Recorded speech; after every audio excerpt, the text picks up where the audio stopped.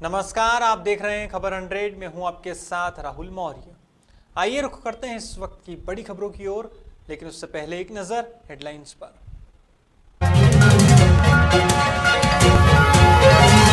अलीराजपुर में कलेक्टर ने किया विधानसभा क्षेत्र का दौरा, क्षेत्र में सुरक्षा व्यवस्था का लिया जायजा, लोगों से की निडर होकर मतदान करने की अपील।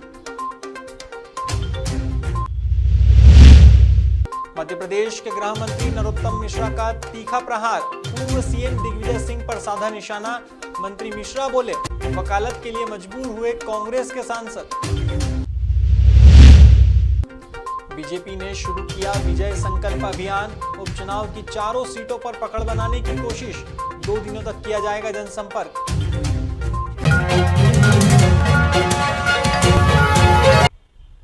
आगामी विधानसभा उपचुनाव को देखते हुए कलेक्टर और जिला निर्वाचन अधिकारी मनोज पुष्प और पुलिस अधीक्षक मनोज कुमार सिंह ने क्षेत्र का सघन दौरा किया है और सुरक्षा व्यवस्था का जायजा लिया है। इस दौरान अधिकारियों ने लोगों से निडर होकर मतदान करने की अपील की है। मैंने सुरक्षा के ख्याल से सावधान पर्ची और भरोसा पर्ची भी बनवाया है, जो गांव-गांव में वितरित कर रहे हैं। यहाँ के सभी मतदाताओं से मैं अपील करता हूँ कि स्वतंत्र होकर के, निर्भीक होकर के आप अब मतदान केंद्र पर आएँ, अपने मताधिकार का प्रयोग करें। आपकी सुरक्षा का पुख्ता इंतजाम है, सुविधाजनक रूप से आप मतदान कर सकें। 20 अक्टूबर दिन शनिवार को जोगट विधानसभा का उपचुनाव हो रहा है। विधानसभा क्षेत्र के समस्त मतदाताओं से मेरी अपील है कि आप सुबह 7 बजे से शाम 6 बजे के मध्य अपने मतदान केंद्र पर उपस्थित हों और अपने मताधिकार का प्रयोग करें। गुरुवार को मध्य प्रदेश के गृह मंत्री नरोत्तम मिश्रा ने मीडिया से बात करते हुए पूर्व मुख्यमंत्री दिग्विजय सिंह पर निशाना साधा है। दरअसल दिग्विजय सिंह द्वारा शाहरुख खान के बेटे आर्यन खान को निर्दोष बताने पर गृह मंत्री ने तंज कसा है। उन्होंने कहा कि कांग्रेस नशे में चूर है, इनके सांसद वकालत के लिए मजबूर है, समाज को बर्बाद करने की साजिश की जा रही है। गृह मंत्री मिश्रा की माने तो आर्यन का मामला कोर्ट में चल रहा है, लेकिन दिग्विजय सिंह क्लीन चिट दे रहे हैं। ये और दिग्विजय सिंह कह रहे हैं आर्यन खान निर्दोष है। ये कांग्रेस दरअसल नशे में चूर है और इसके जो सांसद है ना, वो वकालत को मजबूर है। अकेले केटीएस तुलसी जी भी नहीं, दिग्विजय सिंह जी भी हैं। तुलसी जी तो कह रहे हैं कि इससे प्रतिबंध हटा लेना चाहिए। पीढ़ी को बर्बाद करने का जो षड्यंत्र है ना, वो उनको समझ में नहीं आ रहा है, जबकि नेतृत्व में दिखाई देता है। लेकिन यहां दिखाई नहीं दे रहा है कि इन सांसदों को कि ड्रग्स पे से प्रतिबंध उठाने की बात कर रहे हैं। शाहरुख के बेटे को क्लीन चिट दे रहे हैं, अभी मामला न्यायालय में है, पर दिग्विजय सिंह जी पहले से कह रहे हैं कि फंसाया गया है। अब इसको क्या कहेंगे।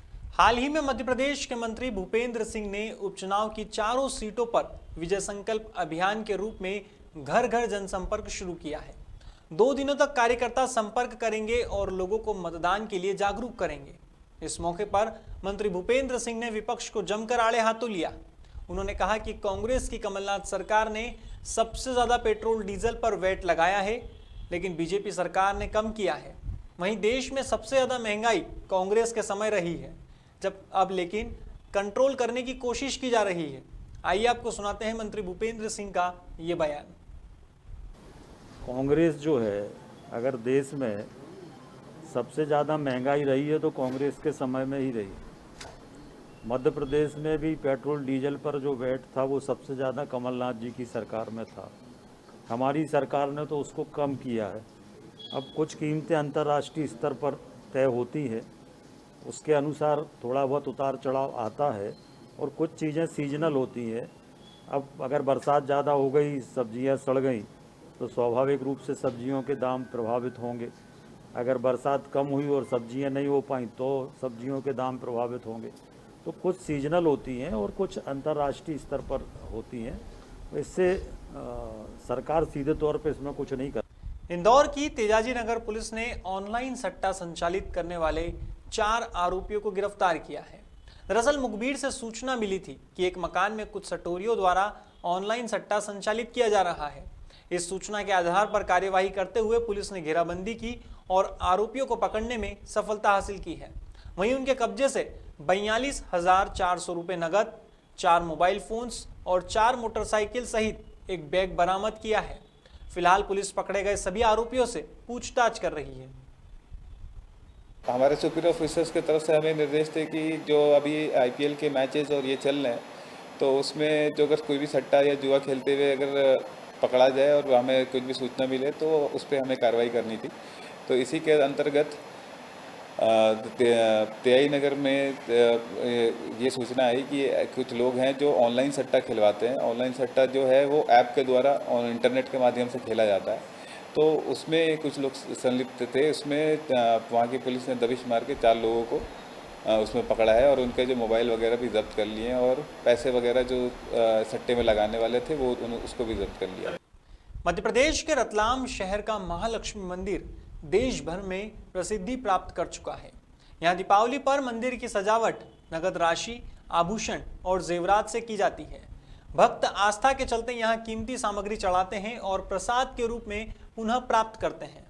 सोशल मीडिया के जरिए यह मंदिर प्रदेश ही नहीं बल्कि देश में भी प्रसिद्ध हो चुका है। सोशल मीडिया से मंदिर की जानकारी मिलने के बाद मुंबई सहित वलसाड़, इंदौर, मंदसौर, सारगी और गुजरात के दाहोद से लोग मंदिर पहुंचने लगे हैं। गुरु पुष्य नक्षत्र यानी गुरुवार से धन जमा किया जाना भी शुरू हो चुका है। वहीं गुरुवार सुबह से ही भक्तों से धन जमा करने के साथ ही मंदिर की सजावट भी शुरू हो गई है। वो मोबाइल से, फेसबुक से हमारे को पता चला।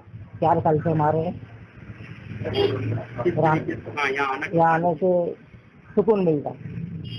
क्या पहले कब आए थे कि बाद में आते रहे? 4 साल से लगातार आ रहे हैं, कैसे भी करके हम आते हैं।